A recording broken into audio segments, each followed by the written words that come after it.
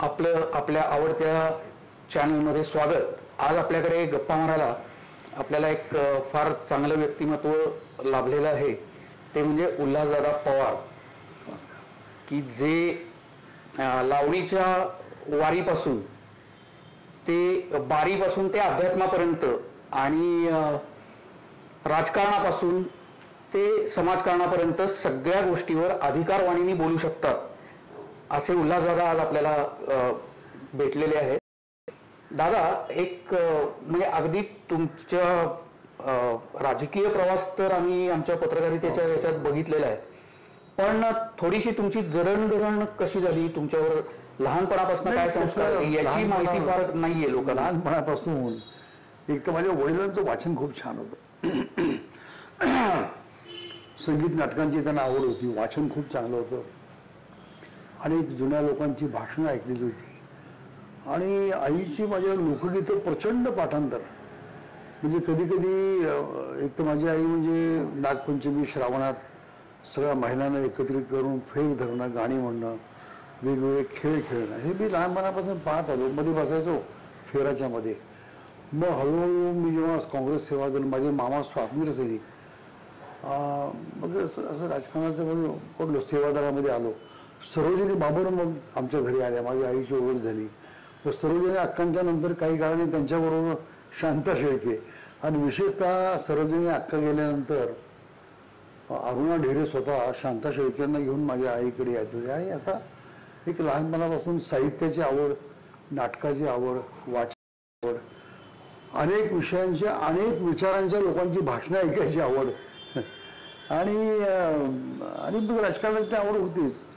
आणि घरी माझे मामा स्वातंत्र्य सैनिक असल्यामुळं एक ते लहानपणापासूनचा तो एक तर जसं आई आणि यांच्याकडनं भागवत संप्रदाय, वारकरी संप्रदाय, मामाच्याकडून काँग्रेस आणि गांधी विचार, काँग्रेस सेवादलामध्ये गांधी कथा आम्हाला सांगायला दान शिकरे, बाळासाहेब भारदे, ताराबाई साठे, अक्का वैशंपायन, किती नावं तुम्हाला सांगू। आणि आपले आपटे गुरुजींच्या सुनबाई म्हणजे डॉक्टर B.P. आपटेंची आई, म्हणजे आपटे गुरुजींची बायको राधाबाई आपटे, फार मोठा गांधीवादी, त्या आम्हाला काँग्रेस सेवादलामध्ये गांधी कथा सांगायला यायची। आता या गांधी कथा आहे, साने गुरुजींच्या कथा आहेत, त्यातनं एक आवडतं पहिल्या आणि जात्याच आवड होती लहानपणापासून। शालेय जीवनामध्ये, नाटकामध्ये, वक्तृत्व स्पर्धेमध्ये, निबंध स्पर्धेमध्ये असा भाग घ्यायची संधी मिळाली। वाडिया कॉलेजमध्ये मी सायन्सचा विद्यार्थी होतो, खरं मी आर्ट्सला जायला पाहिजे होतं, पण ठीक आहे त्यावेळेचं। मग भालबा केळकर आम्हाला केमिस्ट्री शिकवायला होते। भालबांच्या म्हणजे असं व्यक्तिमत्व, गीतेवर प्रवचनही करायचे आणि केमिस्ट्री उत्तम शिकवायचे, नाटकाचं दिग्दर्शन करायचे, नाटकात कामही करायचे, त्यामुळे असा जो सहवास आहे। मग मला त्यांची खूप इच्छा होती की त्या पिढीच्या मी एखादी नाटकामध्ये काम करावं, तर मला त्यांना अभिनय वगैरे खूप आवडायचा आणि खूप माझं चांगलं नातं। मग मी लाईफ मेंबर झालो, म्हणजे आजीव सदस्य झालो गीता धर्म मंडळाचा। आमच्याकडे केशवराव पवार नावाचे ज्ञानेश्वरी पारायणाचं नेतृत्व करणारे असे पारायणामध्ये असायचे। आणि लहानपणापासून सगळी कीर्तनं, फार मोठ्यांची कीर्तनं ऐकली, महान। म्हणजे आत्ताच्या मी सगळ्याच क्षेत्रामध्ये एक प्रकारचं वातावरण कमर्शियल झालं, राजकारण, समाजकारण, अध्यात्म, त्याबद्दल मी बोलत नाही, पण मला ऐकायला मिळालं म्हणजे हरिभक्त पारायण वैकुंठवासी मामासाहेब दांडेकर आणि त्यांची कीर्तनं, म्हणजे स के निवृत्तीकरांची प्रवचनं, गोपाळराव रिजगुरांची कीर्तनं, जगद्गुरू तुकाराम महाराजांच्या वंशातले निवृत्तीभाऊ देहूकर त्यांची कीर्तनं, बापूसाहेब महाराज, बाबा महाराज सातारकर, त्यांचे काका, मी शाळेत असताना त्यांना थोडंसं मी ऐकलेलं होतं। आणि त्यांच्या समवेत आमच्या आईत जे वारकरी संप्रदायाचे मामासाहेब बडदेकर होते। एक दिवस मला आठवतं, मी कॉलेजला होतो, त्यांचं कीर्तन संपलं देवणी विठ्ठल मंदिरात, आणि आम्हाला चला म्हणाले, तुम्हाला आता मी ताई मेंढळे यांच्याकडे घेऊन जातो।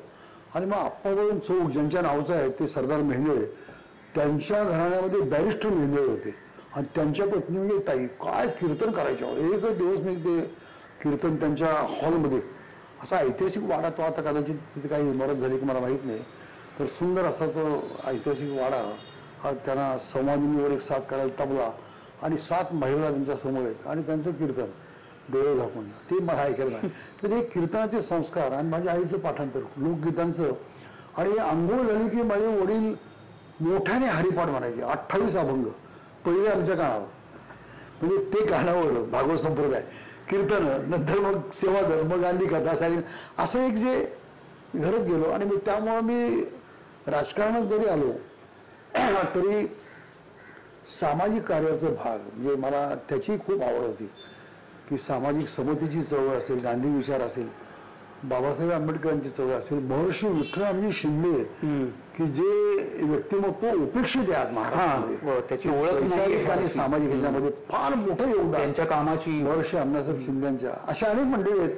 पण मला वाईट वाटतं की ज्यांनी डिप्रेस क्लास सोसायटी स्थापन केली या देशामध्ये आणि असंख्य शाळा त्या देशामध्ये सुरू केल्या, स्वतः ऑक्सफोर्ड आणि कोलंबिया दोन्ही विद्यापीठात जाऊन शिकले, म्हणजे आता विजापूर किंवा जत संस्थांमधलं छोटंसं खेडं, त्यातल्या शेतकरी कुटुंबात जन्मलेले विठ्ठल, एवढे मोठे महर्षी, त्यांचे नाजळे माझ्या घरी आले होते, गोम पवार डॉक्टर, त्यांनी मग चरित्र मला त्यांनी दिलं होतं. हे सामाजिक चळवळ आहे, गांधी विचार आहे, आणि भागवत संप्रदायाचा माझ्यावर एक फार मोठा प्रभाव आहे. अजून सुद्धा शिरोमणी ज्ञानेश्वरांच्या पासून तुकोबा गाडगे महाराज, तुकडोजी महाराजांच्यापर्यंत असं आहे. तसंही म्हणजे आता जसं तुम्ही सांगितलं की राजकारण आणि अध्यात्म या दोन्हीची जी एक म्हणजे संयोग आहे, तर मला असं वाटतं की भारदेबुवांचा खूप मोठा प्रभाव त्यांच्यावरती त्यांच्याबद्दल थोडस. 20 वर्ष फिरलो मी, 20 वर्ष. आम्हाला पागेसाहेबांना ऐकता आलो, काय पागेसाहेबांची ज्ञानेश्वरी सांगणं असायचं, आणि बाळासाहेब भारदे तर प्रवचनही करायचे, कीर्तनही करायचे, आणि गांधी तत्वज्ञान सांगायचे, विनोबाई सांगायचे, राजकारणावर उत्तम बोलायचे, आणि स्वतः स्वातंत्र्य सैनिक 3 वेळा जेलमध्ये गेले होते बाळासाहेब भारदे, आणि वय वर्ष 94 पर्यंत ते जगले, आणि 37 साली ते त्यांचं लग्न झालं, त्याच वर्षी ते LMP झाले. आणि गंमत बघा काय म्हणजे आचरण ज्याला म्हणतात ना, नुसतं विचार सांगणारे खूप लोक आहेत. म्हणजे आता शाहू फुले आंबेडकर आम्ही नाव घेतो, गांधींचं नाव घेतो, बाबासाहेबांचं, सांगणारे खूप आहेत, आचरणामध्ये मुठभर किंचित. त्यामध्ये बाळासाहेब भारदे, काय सांगतो तुम्हाला मी, गांधींनी सांगितलं म्हणाले, रजिस्टर लग्न करा, अक्षता टाकू नका, गरीब माणसाला अन्न नाही ते मिळत, तुम्ही अक्षता वाया घालवता, खर्च अफाट करता, हे बरोबर नाही, नोंदणी पद्धतीने करा. गांधींनी सांगितलं नोंदणी पद्धतीने लग्न केलं. त्यानंतर ते चहा घेत नव्हते बरं का. मी तसंच विचारलं, दादा, आम्ही त्यांना दादा म्हणायचो, तुम्ही चहा कधी घेतलंच नाही का? नाही नाही घेत होतो म्हणले, खूप घेत होतो. मग कधी बंद केला? काही नाही म्हणले, आकाशवाणी त्यावेळी हे दूरदर्शनाने काही नव्हतं, आकाशवाणीची बातम्या लावल्या, आता गांधींनी सांगितलं चहा सोडला म्हणले त्या दिवशी, ते अजून घेतला नाही कधी. अशी माणसं मला म्हणजे सकृतदर्शनी विक्षिप्त. मी विनोबांना 5 वेळा भेटलो, काय माझं भाग्य तुम्हाला नव्हतं, इतक्या मोठ्या लोकांचा सहवास मला लाभला. आणि त्यामुळे बाळासाहेब भारदे म्हणजे शाब्दिक अर्थपूर्ण कोट्या, मुळात कीर्तनाचा अंग असल्यामुळे वडिलांच्या पासून, आणि काय म्हणजे वक्तृत्व ज्याला म्हणतात ना, क्या बात आहे. म्हणजे असं आता विधिमंडळात किंवा बाहेर असं फार अभावाने ऐकायला मिळतं. आहेत माणसं आहेत चांगली, काय बयान नाही. तुम्हाला बाळासाहेब भारदेंची आठवण सांगतो, ते 52 साली निवडून आले, 57 साली निवडून आले, 62 साली निवडून आले, 67 साली निवडून आले, काँग्रेसतर्फे. गंमत बघा, ते म्हणाले की मी 4 वेगवेगळ्या मतदारसंघात निवडून आलो, काँग्रेसतर्फे उमेदवारी, मी उमेदवार, माझी कधी जात विचारली नाही, कुणी काही नाही, आणि असं कोणी त्यावेळी नव्हतं. मग आम्ही निवडून आलो.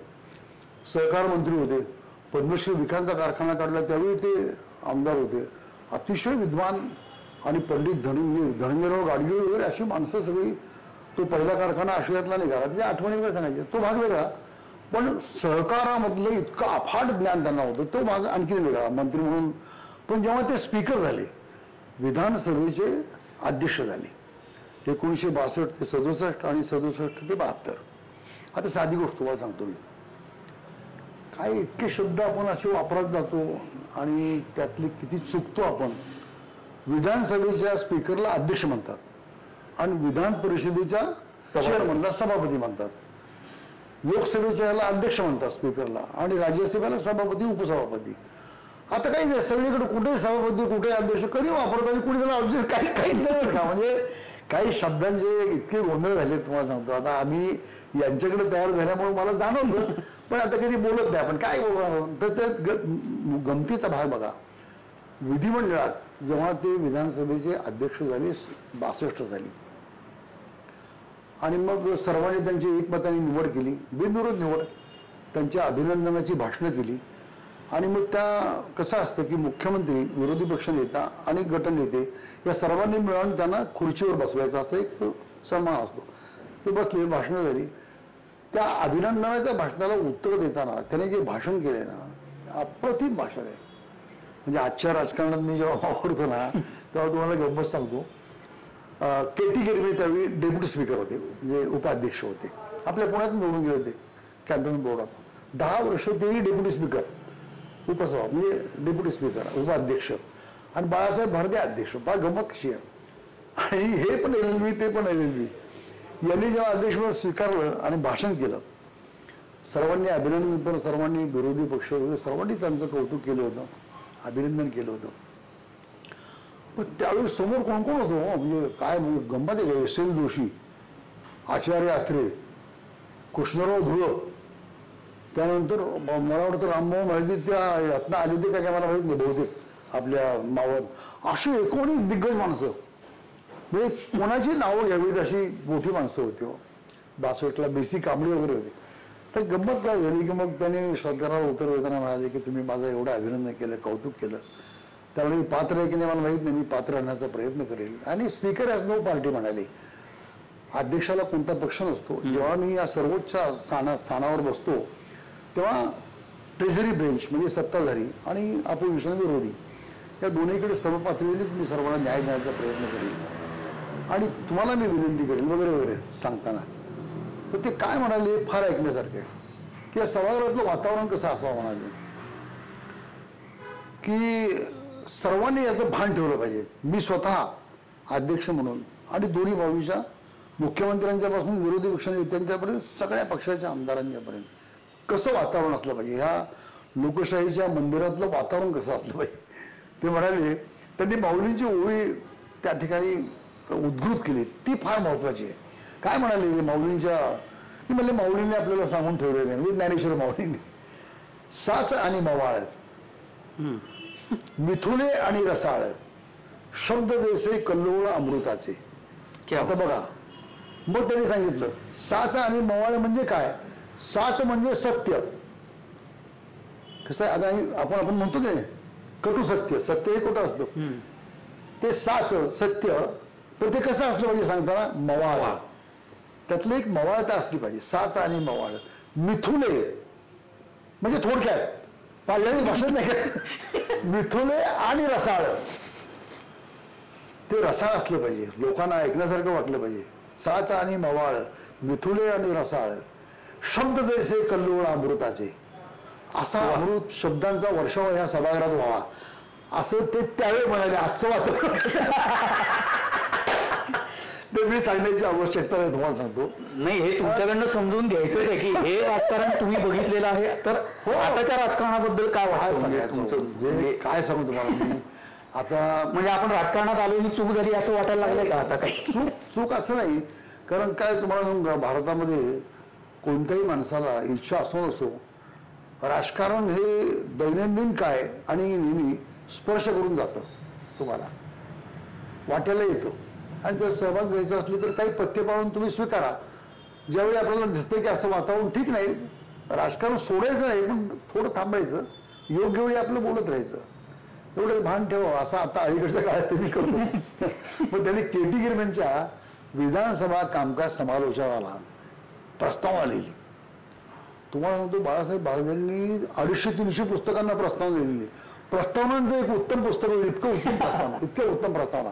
तर या KT गिरवेंच्या या विधानसभा कामकाज समालोचन याचं कसं सुंदर त्यांनी लिहिलं आहे. काय असते ते म्हणजे, आपण जे बसलो हे लोकशाहीचं पवित्र मंदिर आहे.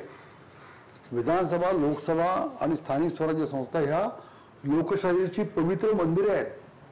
आणि लोकशाहीची पवित्र मंदिरं म्हणजे काय, त्यात त्यांनी म्हटले की इथं आपण जे आलोय, हे मंदिर म्हणजे तर मंदिरातले देवता कोण म्हणाले? तुम्हाला प्रश्न पडेल की या लोकशाहीच्या मंदिरातली देवता कोण? तर मग त्यांनी नाथांची ओळी कोट केली. जन हेच जनार्दन, एका जनार्दनी शरण. काय सुंदर आहे. नाथांनी म्हणले 16 शक्त्या सांगितले. जन लोकशाही हेच जनार्दन, जनता हीच आपली देवता आहे. त्याच्या प्रत्येक माणसामध्ये देव हा भाग तत्वज्ञानाचा आहे, अध्यात्माचा आहे. पण आपली सेवा जी मानवतेची करायची जनतेची, त्यामध्ये देव आहे. त्याची सेवा म्हणजे जनता जनार्दनाची म्हणजे देवतेची सेवा आहे, ती तुमची देवता आहे. मग सेवा म्हणजे काय? तर त्या जनता जनार्दनाच्या म्हणजे जनतेच्या कल्याणाच्या साधक आणि बाधक. साधक म्हणजे सत्ताधारी, बाधक म्हणजे त्यातल्या उणिवा शोधून काढणारे विरोधक. साधक आणि बाधक अशी चर्चा उत्तम व्हावी आणि त्या चर्चेतून जनकल्याण, जनतेचे प्रश्न आणि राज्याचा विकास व्हावा, अशी कल्पना या लोकशाहीच्या मंदिरातली आहे. आणि तुम्ही कोण? तर या जनता जनार्दनाचे उपासक म्हणजे आमदार आहेत म्हणाले. वा, काय तुम्ही सांगा मला. आता ते उपासक कुठे तर हे आता मला तो सगळा सहवास लाभला, म्हणजे पाग्यांचा लाभला. पागे पण फार अत्यंत विद्वान. रोजगार हमी योजना आज देशामध्ये मनरेगाच्या नावाने सुरू आहे. त्याची मुहूर्तमेढ, त्याची कल्पना, त्याची स्थापना, त्याची सगळी विस पाग्यांनी केली रोजगार हमी योजनेत. ती आज महात्मा गांधी म्हणजे रोजगार हमीची म्हणून देशामध्ये स्वीकारली गेली. हा भाग वेगळा आहे. त्यातही गंमत बघा, ती रोजगार हमीची योजना महाराष्ट्रातली बघून म्हणजे इंदिरा गांधी इतक्या प्रभावित झाल्या. 72-73ची गोष्ट आहे. दुष्काळ पडला महाभयंकर. आणि ही रोजगार हमीची योजना जेव्हा यशवंतरावजींनी वसंतराव नाईकांनी सांगितली, म्हणे काय वंडरफुल इंदिराजी म्हणाले, कुणी हे निर्माण केली? मग त्यांनी सांगितलं की गांधीवादी नेते, स्वातंत्र्य सेनानी विस पागे. पंडितजी त्यांना खूप चांगले ओळखायचे. तर त्यांनी मला त्यांना भेटायचं म्हणाले. तो वसंतराव नाईकांना म्हणाले की त्यांना तुम्ही सांगा मला त्यांना भेटायचं आहे. तर ते भेटायला येतील का? म्हणजे काय प्रश्न नाही. वसंतराव नाईक महाराष्ट्रामध्ये आले, प्रथम पागेंना भेटले.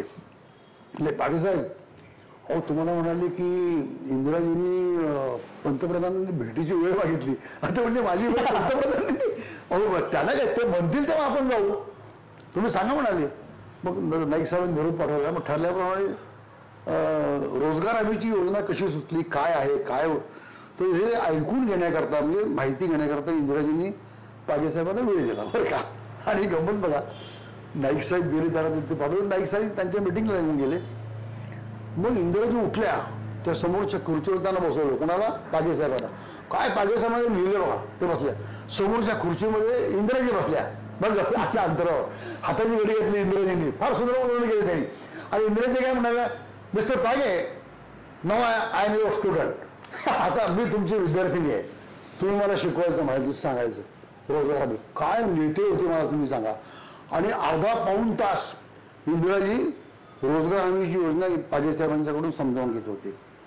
आणि मग काही शंका एका झाली तर त्या विचारायच्या आणि पागेसाहेब त्याचं निरसन करायचे. अशी पाऊण तास सगळी योजना समजावून घेतली आणि तत्वतः देशामध्ये स्वीकारून टाकली. पुढे इम्प्लिमेंटला थोडा वेळ लागला, पण पुढच्या काळामध्ये देशातल्या 250 शहरांच्या मध्ये ती लागू केली. सोनियाजींनी संपूर्ण देशातल्या सर्व राज्याला स्वीकारा अशी मनमोहन सिंगांना विनंती केली. मनमोहन सिंगांनी सर्व देशामध्ये सुरू केले. पण मला कहा की पागेसाहेबांची उंची, इंदिराजींची उंची, मनमोहन सिंगांची उंची किंवा समजून घेणं किती आपण कुठल्या स्थानावर यापेक्षा समजून घेणं हा एक महत्वाचा मुद्दा आहे. अलीकडे काय आहे, संवाद आणि समजून घेणं हा प्रक्रिया संपलेलीच आहे. मी म्हणेल तेच म्हणजे कसं आहे. नाही, मला पुढचा प्रश्न दादा हाच विचारायचा होता की आपल्याला एवढी मोठी परंपरा असताना सुद्धा आत्ता जो म्हणजे राजकारणाचं काय स्खलन झालंय म्हणू आपण, तर अशी परिस्थिती निर्माण होण्याचं काय कारण असं वाटतं तुम्हाला? तुम्ही कारण पूर्वीपासून राजकारण बघितलेलं आहे. कसं आहे, काय शब्द वापरा मला माहीत नाही, पण राजकारणाचं गुन्हेगारीकरणाकडे आता वाटचाल आहे असं जर पाहिलं तर. मला खूप वाईट वाटतं. मी नावं घेत नाही कोणाची, पण ज्या तऱ्हेनं वेगवेगळ्या पक्षाचे आमदार, खासदार, नेते स्वतःला म्हणवणारे ज्या भाषेमध्ये बोलत आहेत ना, त्यावेळी मला ही म्हणजे भारतीय साहेबांची ओळी साचाने मवाळ मिथुन आणि रसाळ या शब्दांची आठवण होते. हो काय आहे, काय सभागृहात काय चाललंय. अहो अपोजिशनला म्हणजे विरोधकांच्या मध्ये एस एन जोशी किंवा आचार्य अत्रे वगैरे असे असले, BC कांबळे आणि काय तुम्हाला कृष्णराव धुरूप अशी माणसं उत्तुंग होती की ते बोलायला वगैरे आले की pin drop silence. Yashwantraoji Vasantrao Naik वगैरे पिन ड्रॉप सायलेन्स असायचा. टाचणी पडली तर आवाज येईल. अर्थसंकल्पावर अर्थमंत्री आणि आमदार जेव्हा अभ्यासावर भाग घ्यायचे तो ऐकण्याकरता गॅलरीत म्हणजे प्रेक्षकांच्या गॅलरीत गर्दी, आमदारांची उपस्थिती. आज अर्थसंकल्पाची चर्चा ऐकायला आमदारही नसतात मोठ्या प्रमाणात. ही किती शोकांतिक आहे आताच्या आपल्या लोकशाहीची जी वाटचाल चालू आहे ना, म्हणजे प्रगल्भ लोकशाहीची वाटचाल असावी अशी जी संकल्पना होती. आणि त्या लोकशाही सुद्धा बघा, त्याचं एका काँग्रेस शिबिरात पागे साहेबांनी आम्हाला मार्गदर्शन केलं. ते म्हणाले की हा मूळ लॅटिन शब्द आहे डेमोक्रेसी. पागे साहेबांनी म्हणाले लॅटिन शब्द आहे म्हणाले, स्पॅनिश का लॅटिन मला लक्षात म्हणाले. आणि मग डेमोक्रेसी व्हॉट इज डेमोक्रेसी ते म्हणाले. डेमॉस पहिल्यांदा त्यांनी शब्दाची फोड केली. डेमॉस म्हणजे जनतेच्या आशा आकांक्षा प्रतिबिंबित झाले. ते क्रसी म्हणजे राज्य, लोकशाहीचं राज्य म्हणजे डेमोक्रेसी. लोकांच्या आशा आकांक्षा ज्यामध्ये प्रतिबिंबित झाल्यात असं राज्य, दॅट इज डेमोक्रेसी, ती लोकशाही. हे आम्हाला पागे साहेबांनी सांगितलं.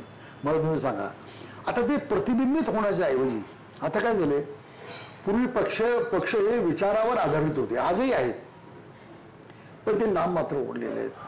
काही पक्षांचा अपवाद सोडला तर वैचारिक बैठक ज्याला म्हणता येईल पक्षाची, ती निदान प्रॅक्टिकल दिसत नाही. त्याचं कारण सांगतो की अनेक वेळा पक्ष बदलले.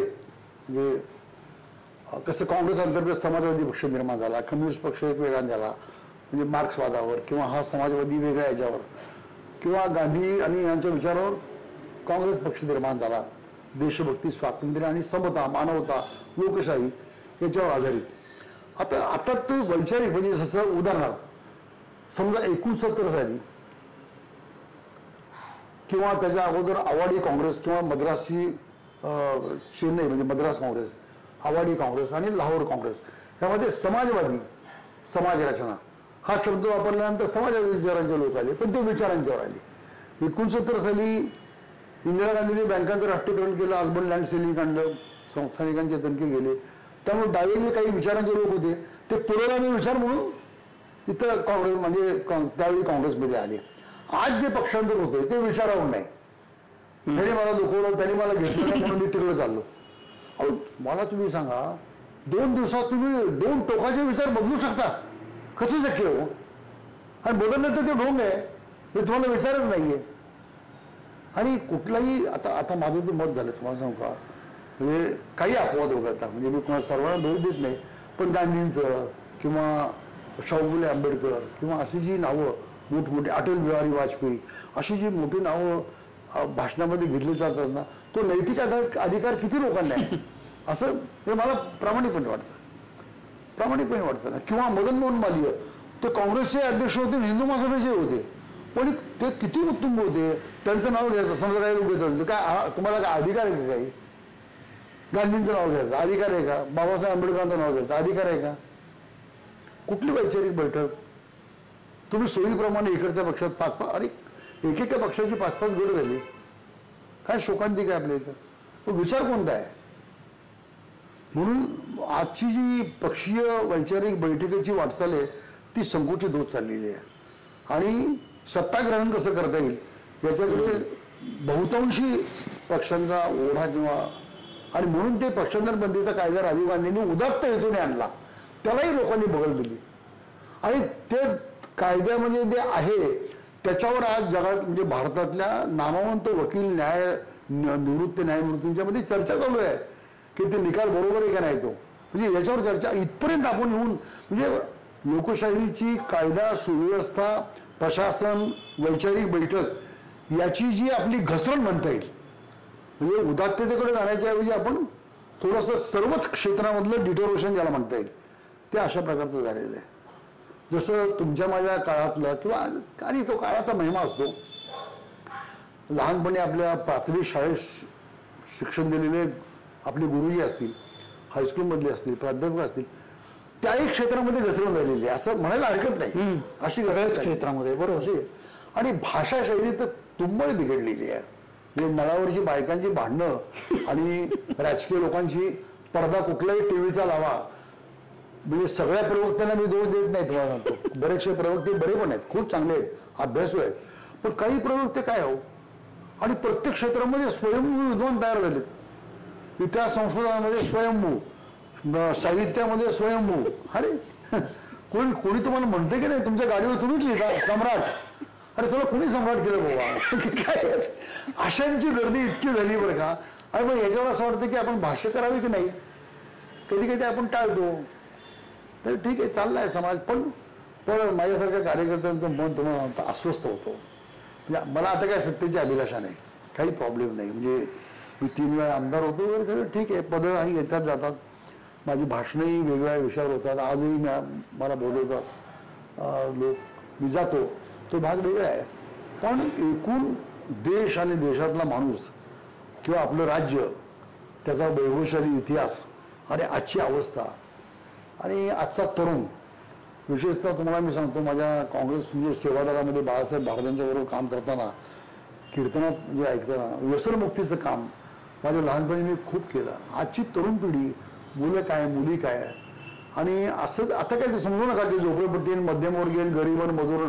अहो श्रीमंत आणि सुशिक्षित घरापासून अगदी ज्यांच्याकडे संस्कार अशा मुलांच्या पर्यंत, मुलींच्या पर्यंत, जेव्हा ड्रग ॲडिक्शन किंवा या सगळ्या गोष्टी मी पाहतो, ऐकतो ना, म्हणजे अत्यंत, म्हणजे तुम्हाला सांगतो माझं मन अस्वस्थ होतं.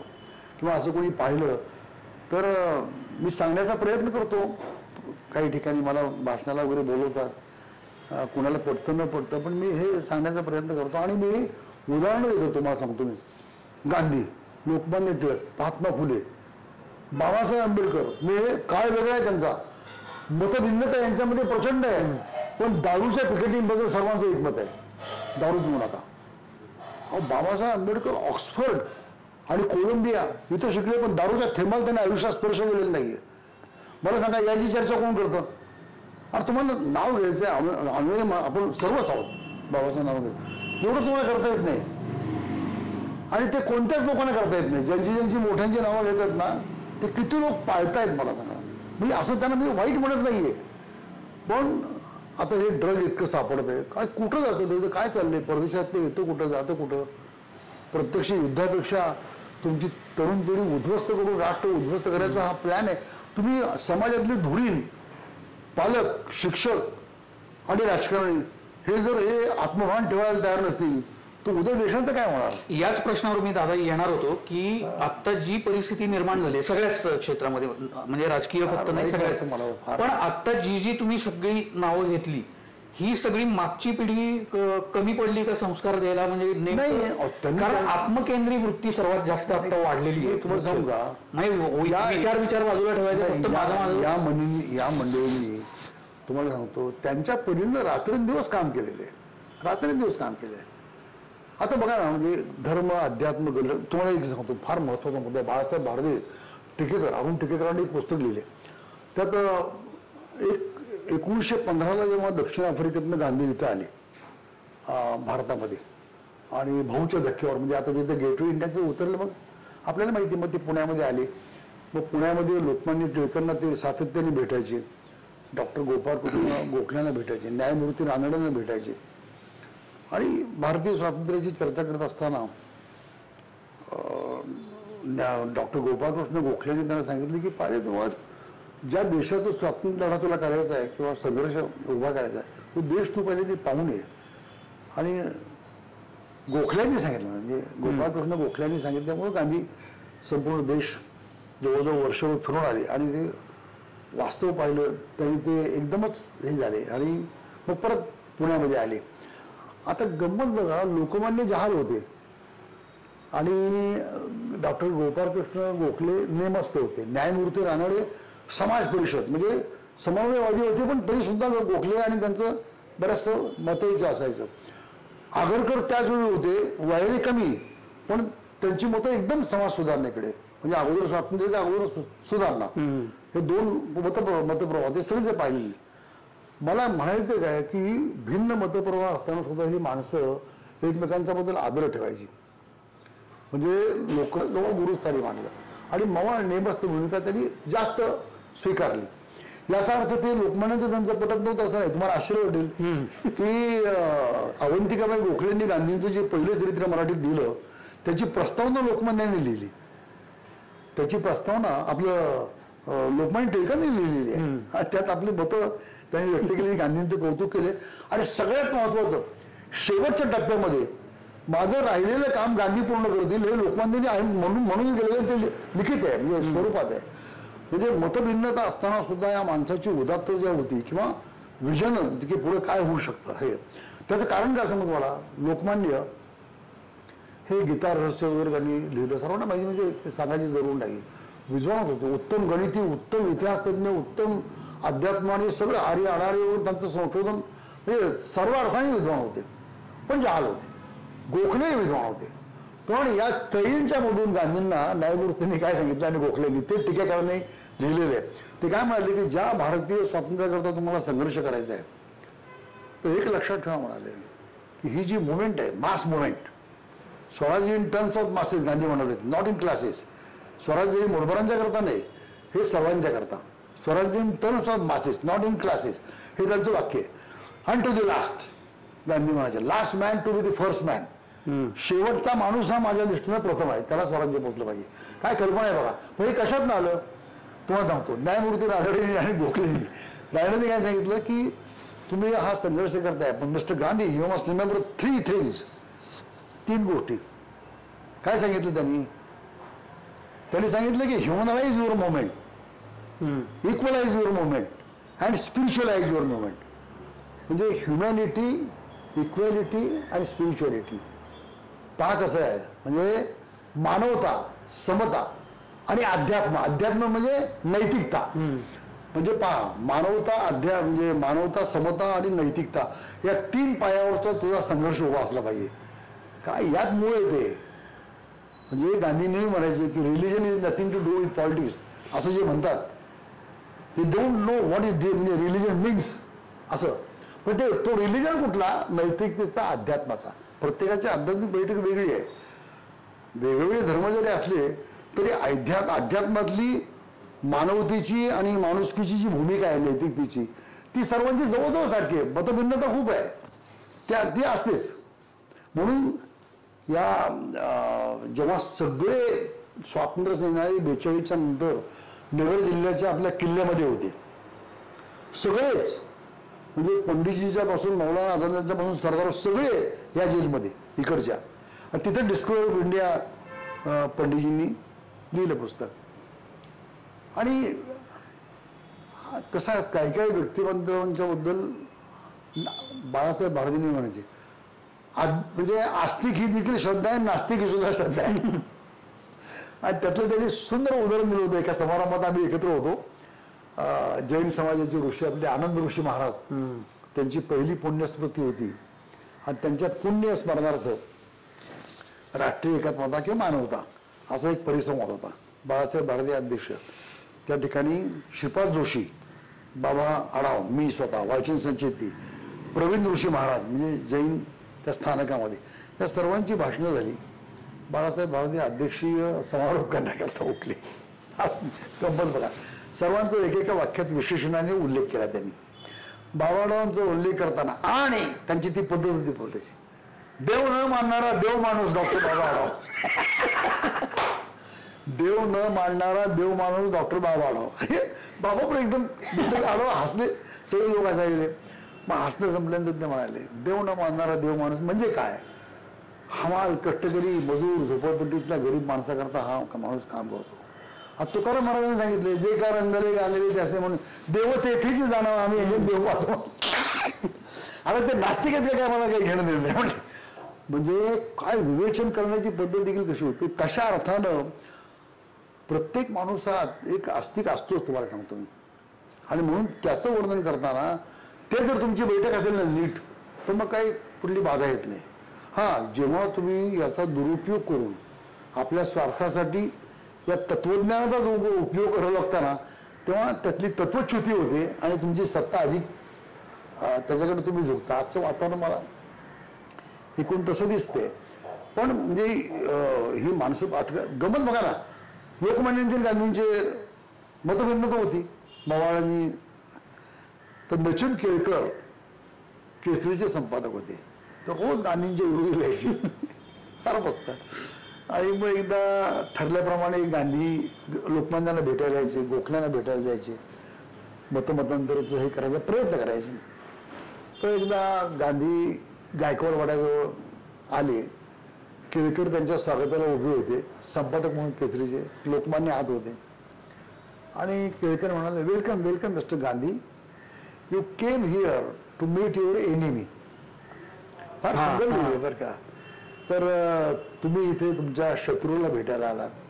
तर गांधी अतिशय शांत शब्दात म्हणाले, mister Kelkar, no no mister Kelkar, I didn't come here to meet my enemy, I came here to meet my opponent. माझ्या विरोधकाला भेटायला आलो, शत्रूला नाही.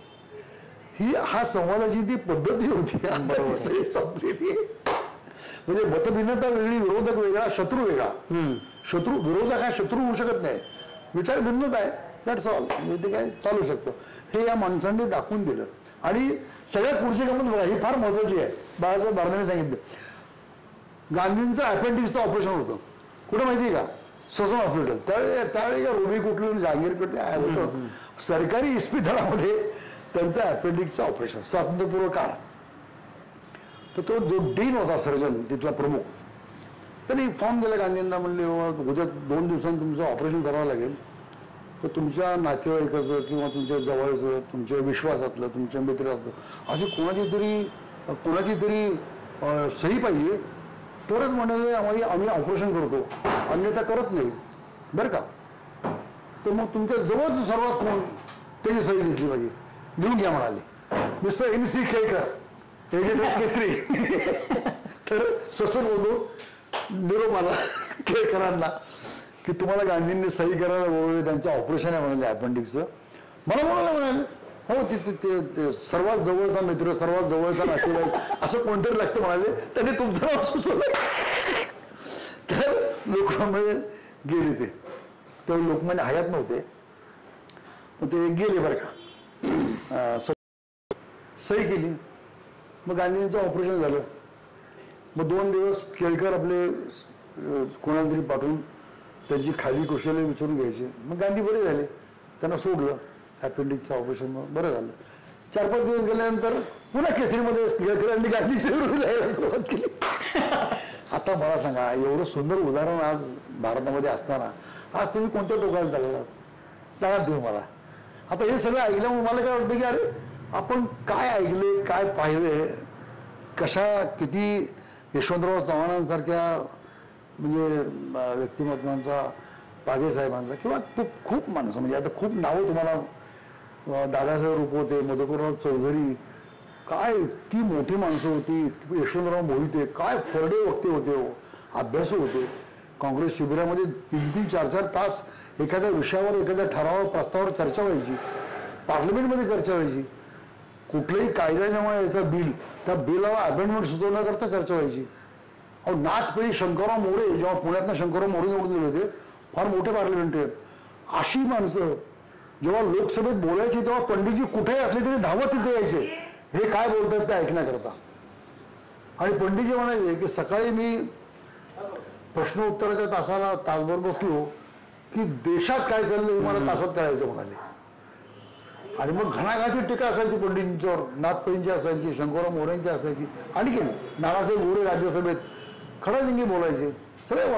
अटल बिहारी वाजपेयी 56 साली, अहो त्यांचं तर पहिलं भाषण झालं. पंडितजींचं तुम्हाला उदाहरण देतो मुद्दाम मी, आता मला आठवलं. प्रथमच लोकसभेत जनसंघाचे 2 खासदार निवडून आले. त्यात एक अटलजी क्वाईट यंग होते, उत्तम वक्तृत्व, उत्तम अभ्यास आणि उत्तम व्यक्तिमत्व. म्हणजे काय अटलजींचं वर्णन करायची काही आवश्यकता नाही. त्यांचं ज्याला मेडन स्पीच म्हणतात, म्हणजे लोकसभेत तुम्ही गेल्यानंतर जे पहिलं भाषण करता त्याला मेडन स्पीच म्हणजे पहिलं भाषण. त्यांचं पहिलं भाषण झालं. पंडितजी लक्षपूर्वक ऐकत होते आणि उत्स्फूर्तपणे उठून पंडित जवाहरलाल नेहरू काय म्हणाले की भविष्यामध्ये पंतप्रधान होण्याची पात्रता या माणसामध्ये म्हणाले. हे अटलजींच्या बद्दल 56 साली काढलेले उद्गार आहेत पंडित जवाहरलाल नेहरू. आता मला तुम्ही सांगा, या उदात्त विचारांची उंची कुठं आणि आजची उंची कुठं, ह्यांचा बंदोबस्त करा, 24 तासात त्यांना आम्ही दाखवतो काय आहे ते. आता असे बोलणारे माणसं आहे, त्यांचा बंदोबस्त काढा म्हणजे मी त्याला खलासच करतो, म्हणजे असंच म्हणायचं ना, काय लावले काय. पण ही आपली एवढी मोठी परंपरा आणि आत्ताची वस्तुस्थिती याच्यातनं भवितव्य काय वाटतं तुम्हाला देशात?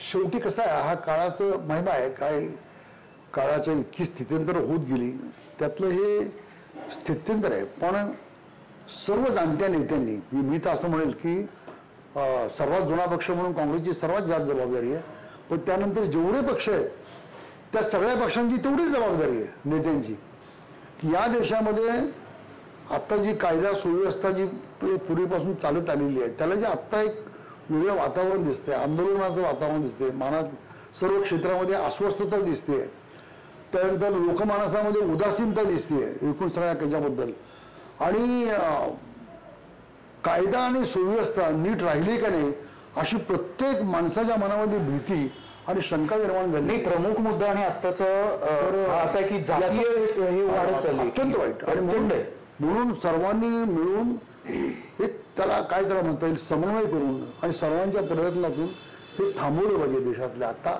अन्यथा मला सारखी मनात शंका येते, म्हणजे प्रत्येक रात्री झोपण्यापूर्वी मला असं वाटतं अरे या देशाची वाटचाल अराजकतेकडे आहे का काय असे वाटावे.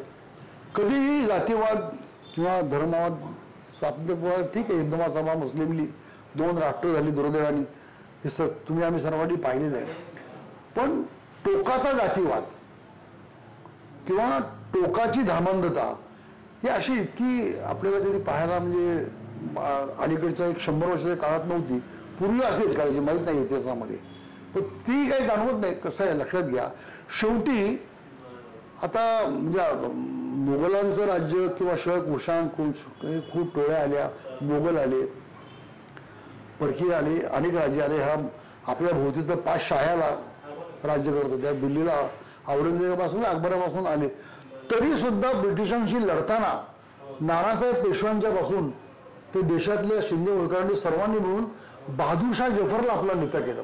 गमत बघा, म्हणजे तसं पाहायला गेलं तर द्वेष डोक्यात असला पाहिजे, राग डोक्यात असला पाहिजे, पण सर्व विसरून बहादूरशाह जफरला, आणि तो विकलांग झाला, सत्ता ही झालेली आहे पण तो आमचा नेता, असं त्याच्या नेतृत्वाखाली हा ब्रिटिशांशी संघर्ष 57चा फार मोठा झाला. तर दुर्दैवाने त्यांच्याकडे आधुनिक शस्त्र यंत्रणा आणि आपले अनेक लोक त्यांना वश झालेले, त्यांच्या चरणी गेलेले, असं सगळं वातावरण असताना आणि मग ते त्यात टिकावं लागला नाही, परायांना व्हायची वेळ आली. नानासाहेब पेशव्यांची समाधी तिकडं म्हणजे आता त्याला वेगवेगळे हे लागले. मंडाऱ्याच्या तुरुंगामध्ये बादशाह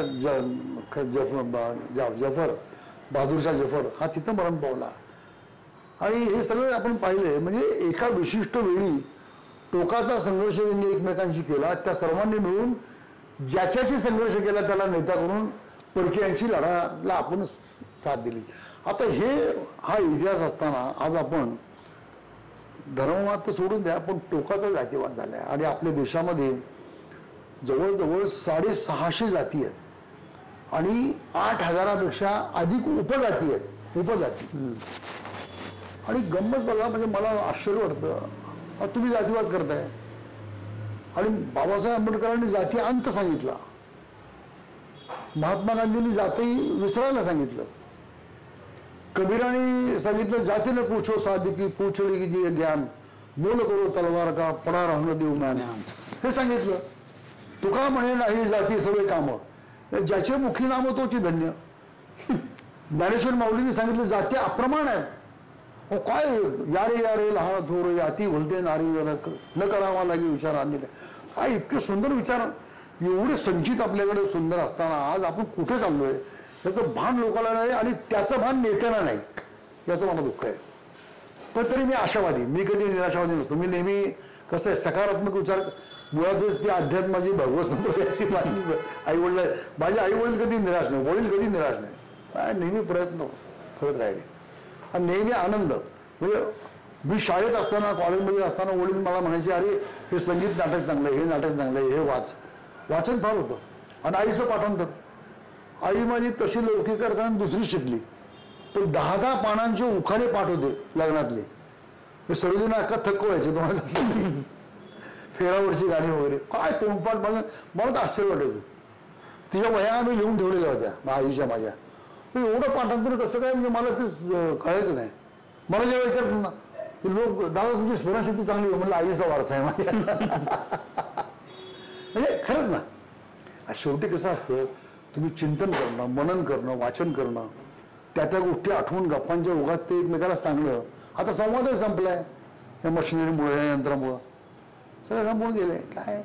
आणि संवाद जेव्हा संपतो ना तेव्हा माणूस आत्मकेंद्रीय होतो, एकलकुंडा होतो.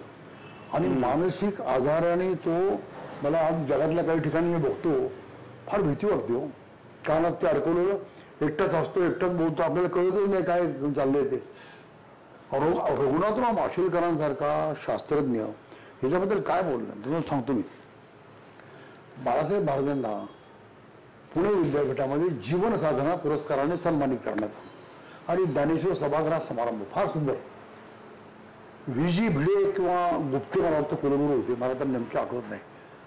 आणि तो सन्मान जीवनगौरव म्हणजे साधनेचं सन्मानपत्र पदवी त्यांना द्यायची. प्रमुख पाहुणे रघुनाथराव माशेलकर शास्त्रज्ञ, पद्मविभूषण, विजय भटकर महासंगणककार, पद्मश्री, आणि मी. आम्हाला तिघांना बोलवलं. आमच्या तिघांची भाषणं झाली. प्रथम माझं झालं, नंतर भटकरांचं झालं, नंतर माशेलकरांचं झालं. आणि बाळासाहेब भारदेंचं तर काय अप्रतिम भाषण. त्या तुम्हाला गंमत सांगतो, माशेलकरांनी जे भाषण केलं ना ते आजही माझ्या लक्षात आहे. आता त्याला बरीच वर्ष झालं आता, म्हणजे आजही मला भेटली की त्या भाषणाची त्यांच्या मी आठवण देतो माशेलकरांना. माशेलकरांनी काय सांगितलं की वारकरी संप्रदायाचे, भागवत संप्रदायातले, गांधी तत्वज्ञानाचे आहेत. म्हणजे 1911 साली जगामध्ये टेलिफोन सर्व देशात नव्हता, जगात नव्हता. आकाशवाणी केंद्र सर्व जगात नव्हती. आकाशवाणी केंद्र प्रत्येक राज्यात होतीच असं नाही, प्रत्येक जिल्ह्यात होतीच असं नाही, होती पण काही काही ठिकाणी. तरी म्हणाले प्लेटो, स्टॅलिन म्हणजे काही जगभर, गांधी किंवा हे कसे जगभर पोचले कसे ते सांगत होते. बोटीने प्रवास म्हणजे अमेरिकेला जायला 2.5 महिने लागायचे, इंग्लंडला जायला 1.5 महिने लागायचा. आता तुम्ही सटकडे जाताय, आता व्हिडिओ कॉन्फरन्सिंग करताय, जाण्याची जरूर लागत नाही. पण ज्यावेळी हे काहीच नव्हतं त्यावेळी गांधीने हे सगळे जगभर सर्व लोक कसे पोचले म्हणाले. त्याचं त्यांनी स्वरूप दिलं. म्हणजे जसं प्रिंट मीडिया आहे, वाचन आहे, स्मरणशक्ती आहे, प्रेरणा आहेत, एकमेकाला भेटणं आहे, पारिवारिक नातं आहे, एकमेकाच्या घरी जाणं आहे. आता हे सगळं थांबले म्हणाले, संवादच खोळंबलेला आहे. आणि मग ते एका मुद्द्यावर आले, फार सुंदर त्यांनी सांगितलं बघा माशेलकरांनी. ते म्हणाले कधी कधी गैरसमज असतो, गांधी हे तंत्रज्ञानाच्या आणि विज्ञानाच्या विरोधी होते, असं एक ढोबळ वाक्य, म्हणजे यंत्र वगैरे आहोत फार गमतीचं. ते म्हणाले हा गैरसमज आहे, ते तंत्रज्ञान किंवा विज्ञानाच्या विरोधी नव्हते, पण ते यंत्र किंवा ते तंत्रज्ञान वापरणारा माणूस कसा बदलत जाईल त्या माणसाची त्यांना काळजी होती. आणि मग त्या यंत्राचा वापर काय होईल, म्हणजे काय माशेलकरांनी आता म्हणाले हे आहे, हे सांगितलं. तो कॉन्फरन्सिंग वगैरे त्याने सांगितलं. तुमची स्मरणशक्ती याने खतम करून टाकलेली आहे. माझे शेकडो फोन पाठवते तुम्हाला सांगतो मी. आता काय झाले, आपल्या कुटुंबातल्या आपल्या बायकोचा फोन विचारला तरी माणूस मी बघतोय जाऊन. काय माशेलकरांनी सुंदर भाषण केलं. तर ते म्हणाले हे यंत्र आहे, यंत्राला गांधींचा आवडत नव्हता, यंत्र वापरणारा माणूस. आणि मग ते म्हणाले की मला भविष्यात कधी कधी असं वाटतं, तरी पॉज घेतला मध्ये, की याच्या नादी किती लागायचं हे जर पालकांनी, विद्यार्थ्यांनी, तरुणांनी आणि सर्वच समाजातल्या माणसांनी जर भान ठेवलं नाही तर ऐका म्हणाले पुढची पिढी निर्बुद्ध होण्याची शक्यता आहे. असं रघुनाथराव माशेलकरांनी भाषण दिलं. तुम्हाला सांगतो स्तब्ध झाली माणसं. कार्यक्रम संपला, मी सरांच्याकडे गेलो. माझे त्यांचे संबंध खूप चांगले आहेत, फार मोठे मातृभक्त तुम्हाला सांगतो मी माशेलकर. म्हणजे मी पण, मला आईवडिलांच्याबद्दल फार आदर. तर मी म्हटलं सर तुम्ही फार मोठं विधान केलंय. तर मी महाराष्ट्रावर फिरतो, भाषण वगैरे वेगवेगळ्या, आपलं नाव घेऊन हे मी सांगितलं तर चालेल का लोकांना? जरूर सांगा म्हणाले. आणि मी तुम्हाला सांगतो तेव्हापासून आज माझ्या अनेक भाषणामध्ये हे सांगतो, माशेलकर म्हणाले, कारण आपलं कोण ऐकणार हो. उल्हास पवार म्हणाले तर कोण ऐकते. पण जेव्हा डॉक्टर रघुनाथराव माशेलकर आंतरराष्ट्रीयचा कीर्तीचा शास्त्रज्ञ, पंतप्रधानांचा सल्लागार, हळदीचं पेटंट अमेरिकेकडून हिसकून आणणारा विद्वान आणि गरिबीत पुढे आलेला, कोकणातल्या गावातल्या शाळेत 4थीपर्यंत शिकलेला, नंतर मुंबईच्या महानगरपालिकेच्या नाईट स्कूलमध्ये शिकलेला, आईच्या बरोबर मोलमजुरी करणारा, तो कष्टातून मोठा झालेला महान मनुष्य आहे. तो जेव्हा सांगतो ना त्यावेळी सत्यता आहे त्यामध्ये. आता ते तरी लोकांनी समजून घेतलं पाहिजे की नाही. दादा, राजकारणामध्ये तुम्ही जेवढे रमता तेवढेच कला, संगीत, साहित्य या सगळ्यात रमतात. त्याच्याबद्दल आम्हाला थोडी. त्याचं कारण म्हणजे कसं आहे, मी पुन्हा म्हणजे माझ्या आईवडिलांची त्यातली रुची वाचनाची आणि शिवाय भावे पागेसाहेब किंवा यशवंतराव चव्हाण ही जी पिढी आम्हाला पाहायला मिळाली, त्यांचं अफाट वाचन, साहित्यप्रेम, नाट्यकला, संस्कृती. यशवंतराव चव्हाण म्हणायचे की विकास म्हणजे काय, आपल्या डोळ्यासमोर विकास म्हणजे भौतिक विकास, रस्ते, धरण, अमुक तमुक हे आवश्यकच आहे म्हणाले. पण हा विकासाचा एक डोळा आहे आणि दुसरा डोळा आहे म्हणजे सांस्कृतिक विकास. आणि दोन्ही डोळे शाबूत असले पाहिजे.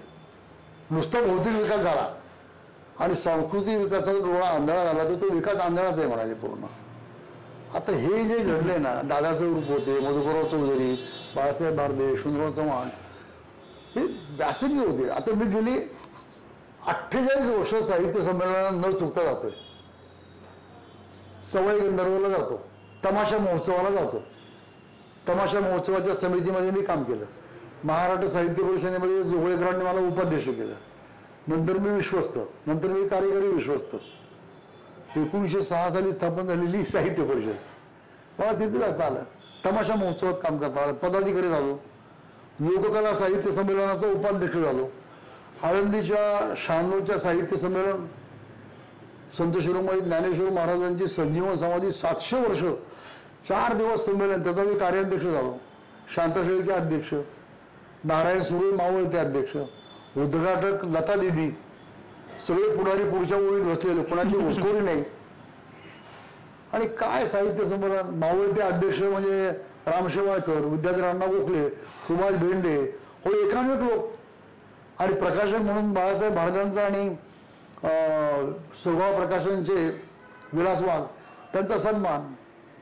आणि म्हणजे मला शिरीष पैंच्या पासून शांताबाईंच्या पद्मा गोळे सगळे त्या साहित्य कवयित्री हजर. शिवाजीराव भोसल्यांच्या पासून सगळे हजर, सगळ्यांची व्याख्यानं, काय परिसंवादाची रेलचेल. आता हे सगळं लाभल्यामुळे यातली कसं आहे, त्याची तुम्हाला जात्यात आवड पण लागते. आणि ती रुची, ती परंपरा सुशील कुमार, शरदराव पवार, दादासाहेब रुपवते, विलासराव देशमुख आणि आजही काही नावं घेता येतील, यांच्याकडून ती पाळलेली आहे. बाकीच्या लोकांचं काय असं ते देणं घेणं नाही देत. असं होतं ते. कीर्तनात तर सुद्धा फार ऐकायला मिळतो. मामासाहेब दांडेकरांचं आता मी शाळेत असताना कीर्तन ऐकलं. ते म्हणाले की परीक्षा म्हणजे काय, ज्ञान म्हणजे काय, अभ्यास म्हणजे काय, काय किती छान सांगितलं. ते म्हणले परीक्षा काय, परीक्षा 100 मार्काची आहे, 100 मार्कात 35 मार्क मिळाले, मुलगा पास. याचा अर्थ काय म्हणाले, 100% ज्ञानामध्ये 35% ज्ञान आणि 65% अज्ञान असलं तरी चालतं म्हणाले. म्हणजे परीक्षा ज्ञानाची का अज्ञानाची आहे, काय काय सुंदर व्याख्या केली मला तू सांगा. अहो ते माझ्या मनावर इतकं बिंबलं की मी म्हटलं आपण 65%च्या वरच. असे कीर्तनकार अध्यात्माबरोबर प्रबोधन करायचे, हा महत्वाचं होतं. तसंच बाळासाहेब भारदे करायचे. काय साधे आता एक एक वाक्य माझ्या लक्षात येतं. मामासाहेब दांडेकर काय म्हणाले, आपल्याला जुन्या आठवणीत रमायची, भविष्याची चिंता करायची आणि वर्तमान विसरून जायची सवय. काय सुंदर विवेचन केलं होतं. त्यावेळी मी विद्यार्थी होतो. ते म्हणाले भूतकाळाच्या आठवणी आणि भविष्याची चिंता याच्यामध्ये प्रत्येक वर्तमान वाया चाललंय म्हणाले. कालची आठवण, उद्याची चिंता यामध्ये आज वाया चाललाय. तेव्हा आज काय करायचं हे ठरवा, आज काहीतरी करा. फार कालच्या आठवणीत रमू नका आणि भविष्याची चिंताही करू नका म्हणाले. किती सुंदर बोध आहे मला सांगा. त्यामुळं आता ते आपल्याला घडायला एक मदत होते ना सगळ्या या गोष्टींची. यशवंतराव चव्हाण, मतभेद हे लोकशाहीचं जिवंत असण्याचं लक्षण आहे. पण मतभेदाला मनभेदाचं, मनभेदाला व्यक्तिभेदाचं, व्यक्तिभेदाला व्यक्तिद्वेषाचं आणि व्यक्तिद्वेषाला व्यक्ती सोडाचं रूप प्राप्त झालं की लोकशाहीचं मानधन्य संपतं. काय वाक्य म्हणून बरोबर आमचं अजून लक्षात आहे. बाळासाहेब भारती तेच सांगायचे. आज ते मानधन्य संपल्यासारखं म्हणजे संपलं नाही पण संपल्यासारखं वाटते हो. पण हा सहवास जो आहे ना आणि त्यातली रुची पाहिजे हो. माझं भाग्य म्हणजे पंडित भारतरत्न पंडित भीमसेन अण्णांच्या पासून जितेंद्र अभिषेकींच्या पर्यंत आणि मंगेशकरांच्या परिवारापर्यंत, गदी माडगुळकरांच्या पासून दमन बिराजदारांच्या पर्यंत, शंकर पाटलांच्या पासून व्यंकटेश तात्यांच्या पर्यंत, गोपीनाथ तळवलकरांच्या पासून गोविंद तळवलकरांपर्यंत, म्हणजे असं एक विद्याधरांना गोखल्यांच्या पासून शरद गोखल्यांच्या पर्यंत मी खोडत नाही. हे सर्वांचा माझा आजही संपर्क आहे. तो सहवास आणि काय आहे चांगल्यांचा जो सहवास आहे ना तो तुम्हाला प्रगल्भ करतच असतो असं माझं म्हणजे अनुभवातून मत आहे. दादा लोककलांचा अभ्यास तुमचा चांगला आहे. काय बात आहे. पण हल्लीच्या काळात म्हणजे थोडंसं काही सिनेमाच्या गाण्यांचं काही प्रभाव म्हणा किंवा हे पण त्यामुळे लोककला लोप पावत चालले असं व्यापारीकरण आलं.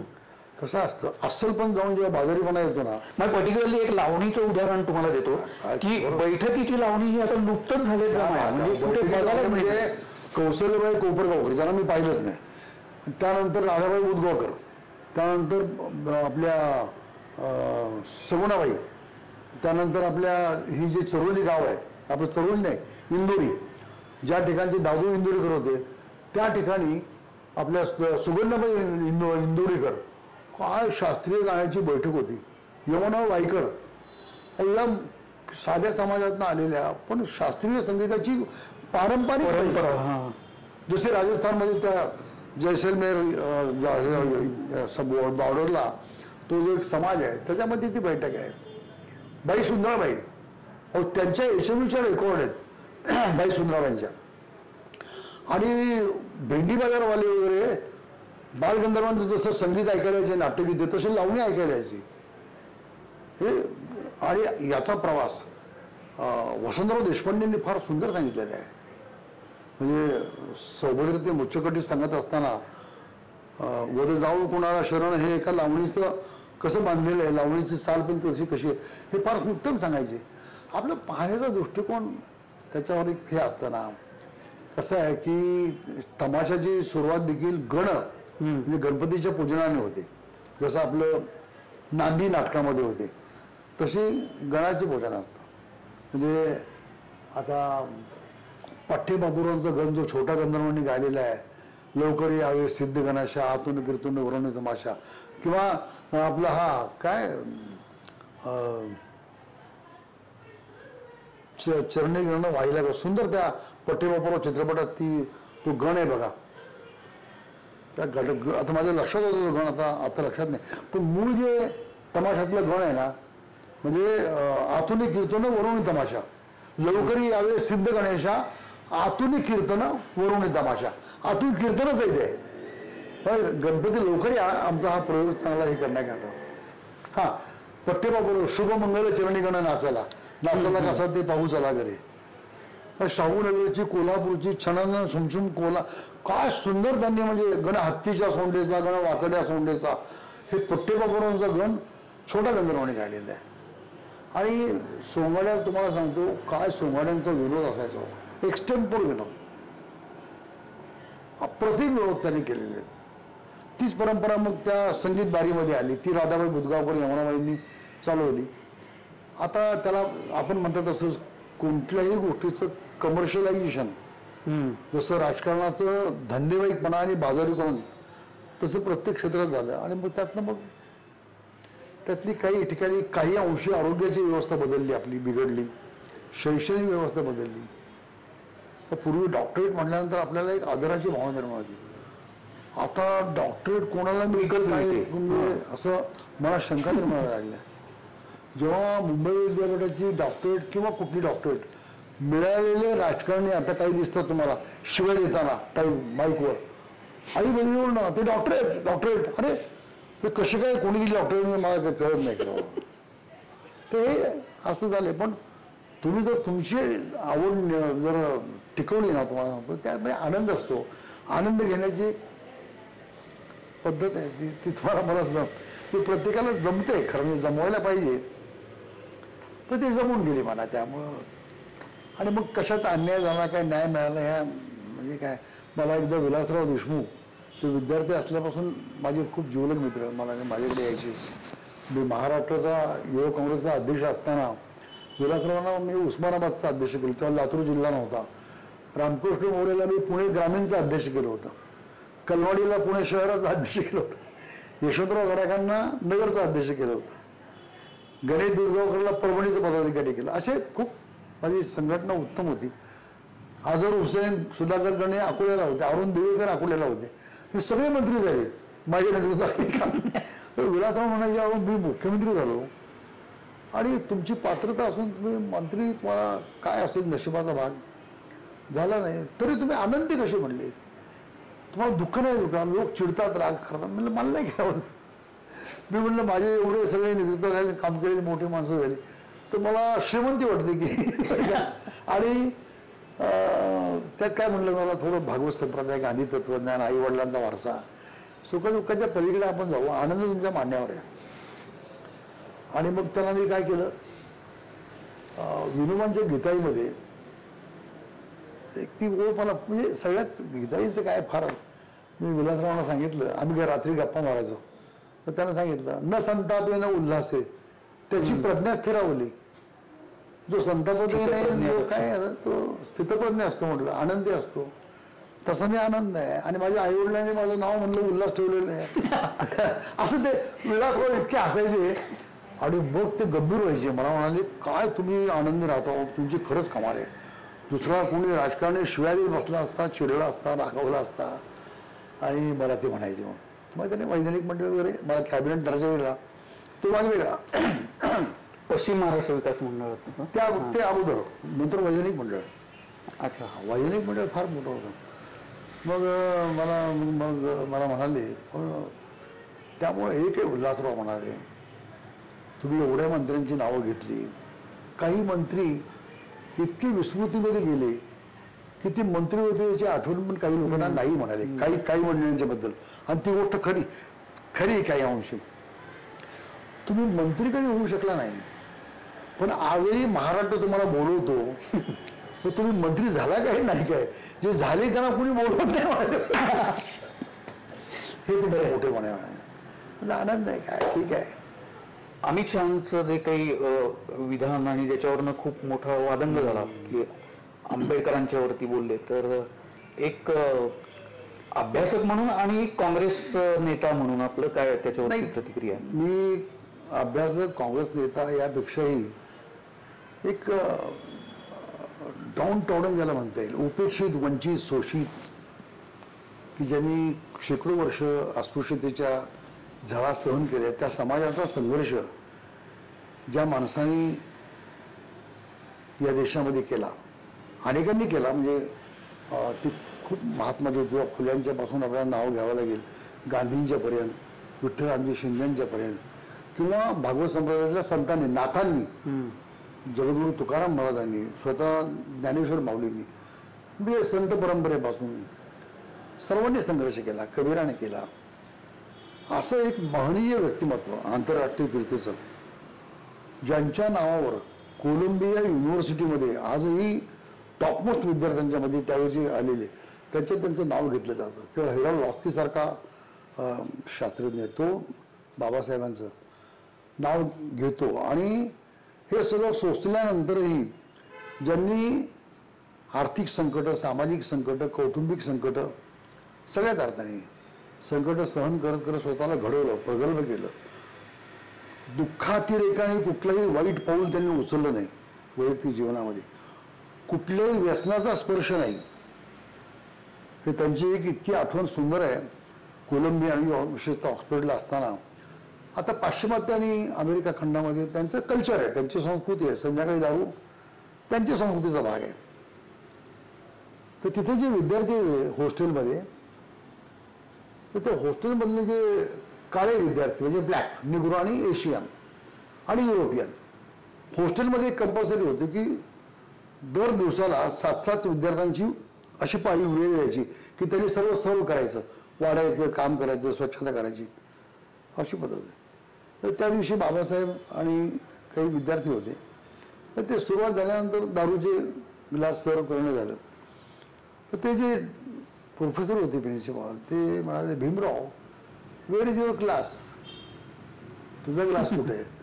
तर बाबासाहेब आंबेडकर म्हणाले की तुम्ही मला विचारल्याबद्दल मी आपला आभारी आहे सर, परंतु मी कधी आयुष्यात दारूला हात लावला नाही, लावणार पण नाही म्हणाले, मी पीत नाही. मग म्हणले तो ग्लास असा उलटा ठेवायचा, ती पद्धत. गंमत बघा, नम्रतेने प्रिन्सिपॉलना बाबासाहेबांनी सांगितलं आणि आयुष्यभर ते पाळलं. हे फार महत्वाचं आहे. कसं असतं, व्यक्तिमत्वाची नावं घेणं आणि आपण स्वतःचं आचरण करण्यात खूप फरक आहे. तर त्यांच्याकडे विद्वत्ता होती. पत्नीने जे हाल सहन केले ते त्यांनी पाहिलेले आहेत. त्या पत्नीबद्दल नितांत आदर होता. आणि ह्या माई ज्या त्यांच्या आयुष्यामध्ये नंतर आल्या, डॉक्टर कबीरांची कन्या, विद्वान डॉक्टर, तर त्या त्यांच्या सेवा करायच्या. बाबासाहेब म्हणाले की आता तुम्ही माझ्यापासून दूर आलो, काही म्हणू शकतो. म्हणजे पहा कसं आहे. मग ते लग्नच त्यांनी केलं. हे गंमत बघा, वयामध्ये अंतर आहे. आणि त्यावेळेची एक तार आहे आपल्या सरदार पटेलांची.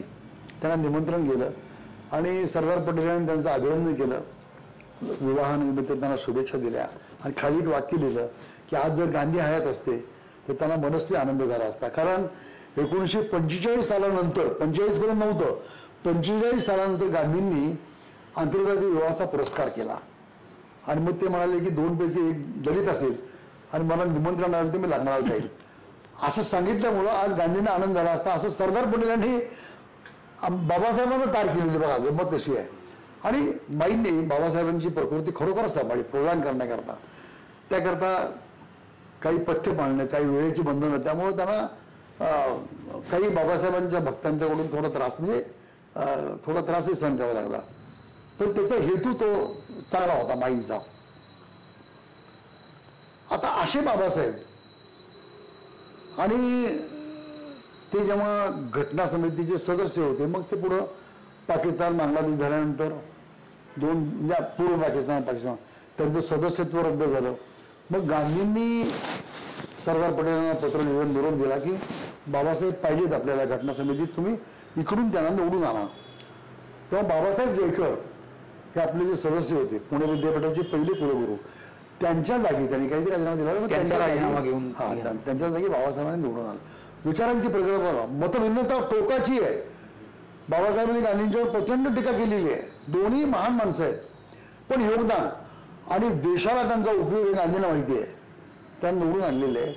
मग घटना समिती पुढे चालली आणि मग पुढं मसुदा समितीचं, म्हणजे ड्राफ्ट समितीचं अध्यक्ष करताना पंडितजींनी इतर 4 नावं त्यांच्याकडे नेली. त्यातली कदाचित एका दुसरं परदेशी असेल, तर गांधींनी ती नावं बघितली तर ते हसले जरा आणि पंडितजींना म्हणाले की आपल्या देशामध्ये विद्वान आहेत आणि त्यांना आपण केलं पाहिजे. तेव्हा पंडितजी म्हणाले, सांगा बापू कोण आहे? तर गांधीजी जे होते चित्रपटामध्ये फार सुंदर लिहिलं आहे, फार छान आहे, त्या श्याम बेनेगल आणि जब्बारनी. तर ते म्हणाले की द मोस्ट सफर of this country should be the chairman of this draft committee. जो सर्वात म्हणजे ज्यांनी त्रास सहन केलेला आहे, जो सफरर आहे समाजाकडून, इतिहासाकडून, सर्व घटकांच्याकडून, आणि तरीही तो विद्वान आहे, असा एकच माणूस आपल्या देशामध्ये गांधी म्हणतात पंडितजींना. त्या माणसाचं नाव डॉक्टर बाबासाहेब आंबेडकर म्हणाले. आणि मग ते ड्राफ्ट कमिटीचं चेअरमन केले. राजेंद्र बाबू हे घटना समितीचे अध्यक्ष आहेत, बाबासाहेब हे मसुदा समितीचे अध्यक्ष आहेत. आणि मग मसुदा समितीमध्ये इतर 5 सदस्य आहेत, त्यातले बऱ्याच वेळा काही लोक गैरहजर राहिलेले आहेत. सर्वात मोठं योगदान बाबासाहेबांचं. आणि मग एक अद्ययावत उत्तम घटना आपली या देशामध्ये तयार झाली. आणि त्या बाबासाहेबांना घटनेचं शिल्पकार आपण म्हणतो, भारतरत्न नंतर झालं. तर अशा एका फार मोठं योगदान असलेल्या व्यक्तिमत्वाबद्दल बोलताना सर्वांनीच भान ठेवलं पाहिजे. हे एकट्या अमित शहाचं म्हणत नाही, सर्वांनी भान ठेवलं पाहिजे. आणि त्या बोलण्याच्या लोकसभेच्या फ्लोअरवर की जिथं तर खूपच भान पाळलं पाहिजे, त्या ठिकाणी देशाचे गृहमंत्री अमित शहा ज्या पद्धतीने त्याने जो रिमार्क मारलाय ना, आंबेडकर आंबेडकर आंबेडकर बोलले फॅशन, ते हातवारी जे गेले, त्यामध्ये एक प्रकारची म्हणजे जरा आता शब्द तुच्छता वापरला ते नाही मला हे वाटतं, पण तसं वाटलं आणि ते योग्य नव्हतं. आणि याच्याऐवजी म्हणजे भगवानाचं नाव घेतलं असतं तर तुम्हाला पुण्य मिळालं असतं वगैरे, हे त्यांनी म्हणायला नको ते फार मोठी चूक अमित शहाची झालेली आहे आणि त्याबद्दल मग पार्लमेंटच्या बाहेर त्यांच्यावर टीका झालेली आहे. मी तुम्हाला अगोदर सांगितलं की गांधींचे बाबासाहेबांचे मतभेद होते तरी एकमेकांच्याबद्दल आदर होता. लोकमान्यांचे गांधींचे मत होते तरी एकमेकांच्याबद्दल आदर होता. गोखल्यांचे लोकमान्यांचे मत होते तरी एकमेकांच्याबद्दल आदर होता. न्यायमूर्तींचे विचार या सगळ्यांचे विचार वेगळे. तर टागोरांचे काही विचार सगळेच 100% मान असतील असंही नाहीये. पण तरी आपण या सगळ्या गोष्टीचं भान ठेवलं पाहिजे आणि ते भान न ठेवल्यामुळं आज टोकाची बाबासाहेबांच्यावर टीकाही करणारी काही माणसं आहेत आणि खरं सांगू थोरा मोठ्यांच्या वाट्याला जीवनामध्ये हे आलंच आहे. संत शिरोमणी ज्ञानेश्वरांचा छळ झाला आणि आज त्यांच्या समाधीच्या दर्शनाला माथा टेकायला लोक जातात. पण तरीही आजही त्यांची चिकित्सा करणाऱ्या टीका करणारे लोक आहेतच शिल्लक. जगद्गुरु संत तुकाराम महाराजांना त्रास झाला, खूप छळलं, त्यावेळी झाला. त्यानंतरच्या काळात काही 2-3 विद्वानांनी त्यांच्या अभंगावर टीका करणारे लेख लिहिलेच. ते नावं घेत नाही मी आता, नावं सांगू शकतो मी, पण काही जरूर नाही आहे. पण हे होत राहतं. पण होत राहतं याचा अर्थ मग जर होत राहतं तर जे करतायत त्यांनी चिकित्सा केली पाहिजे. मग ती धर्मापासून एखाद्या विचाराची चिकित्सा तुम्ही करायला काय हरकत आहे. खंडन मंडनची परंपरा आपल्या पूर्वीपासूनच आहे ना. उच्चस्थानावर बसून खंडन आणि मंडन मुद्दे मांडलेले ती परंपरा आहे. सगळ्या दिव्यातून सगळी परीक्षा उत्तीर्ण होत होत ज्ञानेश्वर ताऊन सोलाखन निघाले तेव्हा त्यांची मान्यता आली आणि मग ज्यांनी छळलं ते त्यांचे पुजारी झाले. असं होतं. तो भाग वेगळा आहे.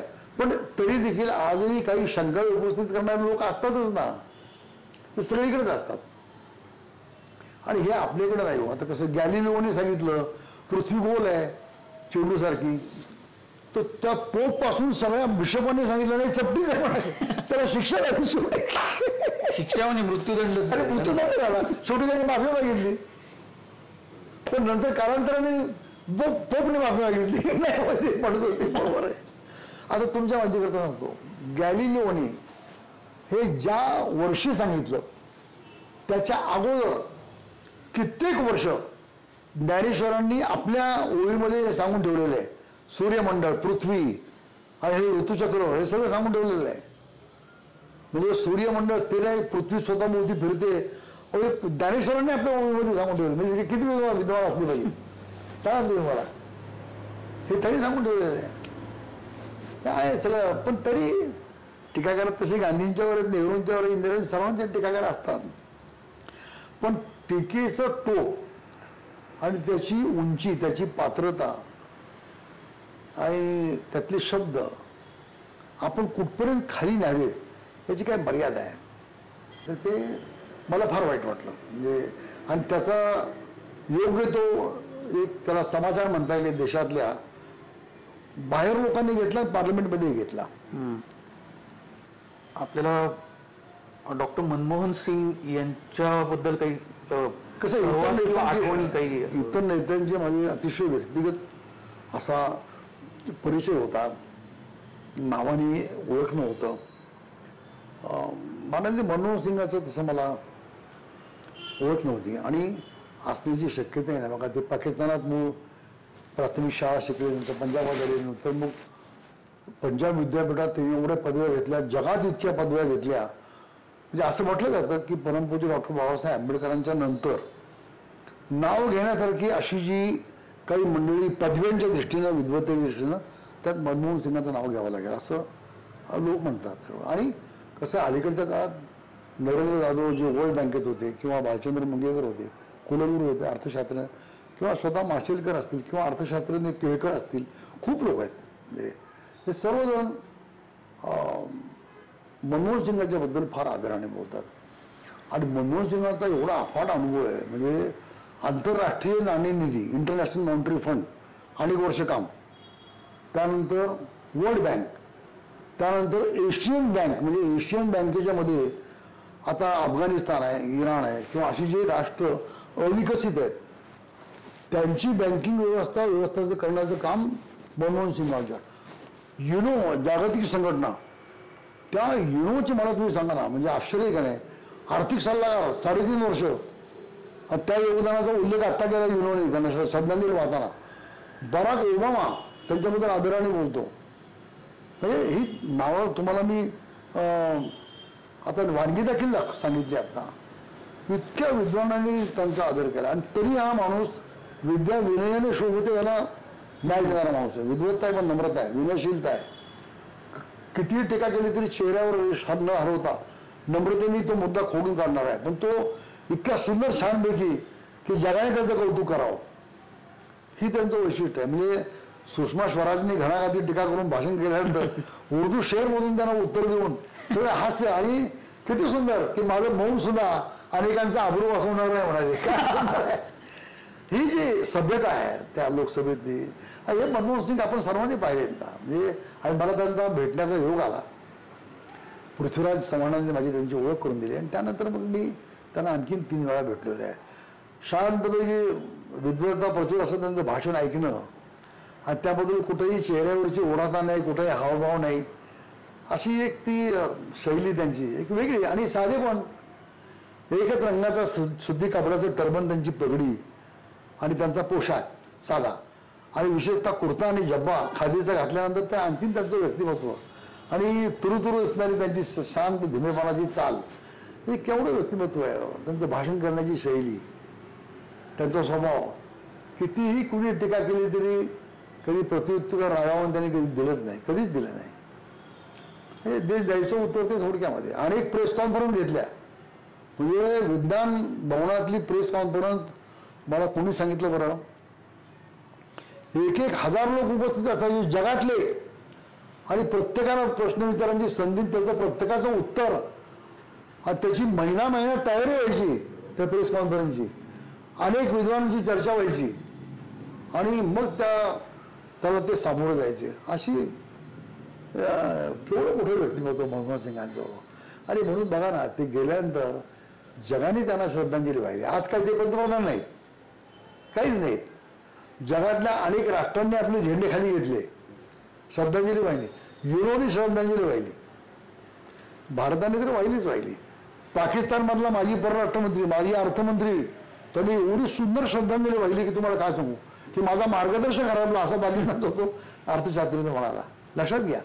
आणि या माणसाची आपले आई वडील, आपला जे प्रदेश, आपलं गाव, याच्याबद्दल इतकं टचिंग आठवण. एक व्हिडिओ मी पाहिला TV वर, तर डोळ्यात पाणी आलं. त्यांचं पाकिस्तानातलं जे गाव होतं पंजाबातलं, त्या गावाला जायची त्यांची खूप नंतर इच्छा होती, पण पाकिस्तानच्या आपल्या काही याच्यामुळे जाऊ शकले नाहीत ते. पण ज्या गावात ते होते, छोटं गाव, त्या गावामध्ये गुरु म्हणजे त्या ठिकाणच्या मस्जिदीमध्ये लाईट नाही आहे, शाळेमध्ये लाईट नाही, आणि त्या गावातच लाईट नाही, हे त्यांच्या कानावर गेलं.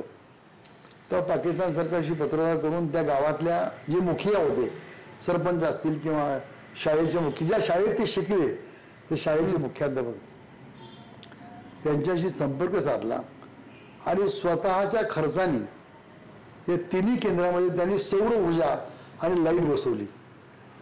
आणि त्याची आठवण ते गेल्यानंतर श्रद्धांजली वाहताना त्या गावातले लोक दाखवले, डोळ्यामध्ये पाणी उभं राहिलं. आणि त्यांनी अल्लाची दुआ मागितली, म्हणजे कुराणातले फाते पाडले त्यांना श्रद्धांजली वाहण्याकरता. त्या पाकिस्तानातल्या मूळ गावातल्या लोकांनी, शाळेच्या मुख्याध्यापकांनी जुनं सगळं रेकॉर्ड काढलं, आणि त्यांचं नाव दाखवलं. हे त्यांचं नाव पहिलीमध्ये ते होते. काय मला तुम्ही सांगा, असा हा इतका भावनाप्रधान, आपल्या गावावर धर्माच्या पलीकडे प्रेम करणारा, आपल्या मातीवर प्रेम करणारा, आपल्या देशावर तितकंच प्रेम करणारा, आणि अत्यंत महासंकटातून मंदीच्या जेव्हा जग अमेरिका बेजार होतं त्यावेळी अर्थमंत्री म्हणून आणि नंतर पंतप्रधान म्हणून त्या सगळ्या खाईतून आपल्या देशाला बाहेर काढणारा एक अर्थमंत्री, आणि 10 वर्ष पंतप्रधान. म्हणजे कधी कधी असं वाटतं की अरे, UPA चेअरमन असलेल्या सोनिया गांधींनी किती उदात्ततेने, किती दूरदृष्टीनं स्वतः पंतप्रधान नाकारलं, पण कोणाला करता त्यांच्याकडे लक्ष होतं, तरी मनमोहन सिंगांना पंतप्रधान केलं. काय, आणि देश वाचला आपल्याला. पण सांगतो, सोनं गहाण ठेवलं त्यांनी आणलं, आपली पत वाढवली, आपलं परकीय चलन वाढवलं, गंगाजळी वाढवली, आणि रिझर्व्ह बँकेचे गव्हर्नर म्हणून त्यांनी उत्तम काम केलं. आपल्या देशातही खूप स्तरावर त्यांनी काम केलं. नियोजन मंडळाचे उपाध्यक्ष म्हणून सुरुवातीला. आणि स्वाभिमानी आहे, पण स्वाभिमान दाखवताना कधी गर्व दाखवला नाही त्या माणसाने. असाच एका ठिकाणी काही त्यांच्या पदाच्या बाबतीमध्ये थोडासा धक्का लागल्यानंतर PN हाटसर इंदिरा गांधींचे जे सल्लागार सचिव होते त्यांना सांगितलं माझा राजीनामा घ्या. तर थांबा म्हणले, जरा थांबा जरा. मग ते इंदिरा गांधींच्याकडे PN हाटसर गेले आणि असं म्हणले ते म्हणतील त्या पदावर त्यांना त्या पद्धतीने नेमणूक करा, त्यांना जाऊ देऊ नका म्हणाले. इंदिरा गांधींचा निरोप घेऊन PN हाटसर आले आणि त्यांना त्या दर्जाप्रमाणे एक विशिष्ट पद निर्माण केलं आणि दिलं. पण तो स्वाभिमान किंवा ते दुखावणं हे जाहीर त्यांनी काही वाच्यता केली नाही किंवा त्याबद्दल रागही व्यक्त केला नाही. पण सौम्यतेत सुद्धा कणखरपणा त्यांचा दिसला. हे वैशिष्ट्य आहे. फार मोठा माणूस होता. 50 वर्षाहून अधिक काळ राजकारण आणि समाजकारण आणि कला साहित्य सर्वच क्षेत्रामध्ये अतिशय संवेदनशीलतेने आणि व्यासंगाने काम करणाऱ्या उल्हासदादांशी आज आपण खूप उद्बोधक अशा गप्पा मारल्या. आणि त्यांनी आपल्या जुन्या समृद्ध परंपरांपासून ते आत्ताच्या काहीसं विदारक म्हणाव्या अशा वस्तुस्थितीने आपल्याला समाजाला आरसाही दाखवलाय. पण त्याचबरोबर या सगळ्याच्या पलीकडे जाऊन अध्यात्मातून आनंद कसा मिळवायचा याचीही गुरुकिल्ली दिली. तर आपण पुन्हा पुन्हा दादांना भेटतच राहू आणि हा आपला भाग सगळ्यांना आवडेल याची खात्री आहे.